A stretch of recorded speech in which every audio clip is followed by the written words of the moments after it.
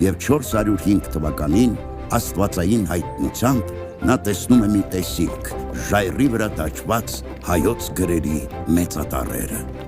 Մաշտոցը գրի է առնում դրանք, հետո որոշում տառերի թվային արժեքները և տալիս համապատասխան անուններ։ Հայոց գրերի ստեղծման մասին լուրը մեծ խանդավառությամբ ընդունվեց Հայաստան աշխարհով մեկ և վերածվեց իսկական տոնախմբության։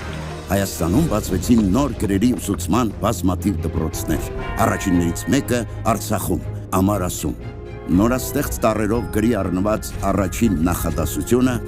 Աստվածաշնչից մի հատված էր. «Ճանաչել զիմաստություն և զխրատ, իմանալ զբանս հանճարո»։ Ինչու հենց դա։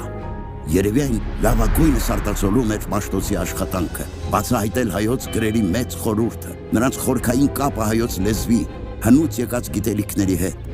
36 տառից բաղկացած Մաշտոցի այբուբենը և գրային, և թվային համակարգ էր։ Բացի այդ, այբուբենի միջոցով բացահայտվում, պահպանվում և սերունդներին է փոխանցվում հայերենում թաքնված գաղտնի ինֆորմացիան աշխարհի կառուցվածքի մասին։ Մաշտոցյան գրերի ստեղծումից հետո ծաղկեց ամբողջ հայ մշակույթը, կրթությունը, մատենագրությունը, ամրապնդվեց հայ ժողովրդի ինքնագիտակցությունը։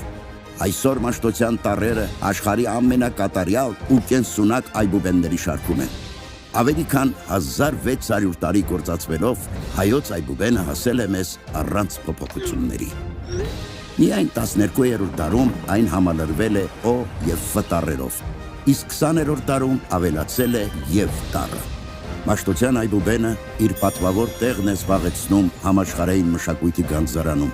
հանդիսանալով հայ մարդու ինքնության կարևորագույն տարրերից մեկը, հայերի յուրօրինակ ազգային կոդը։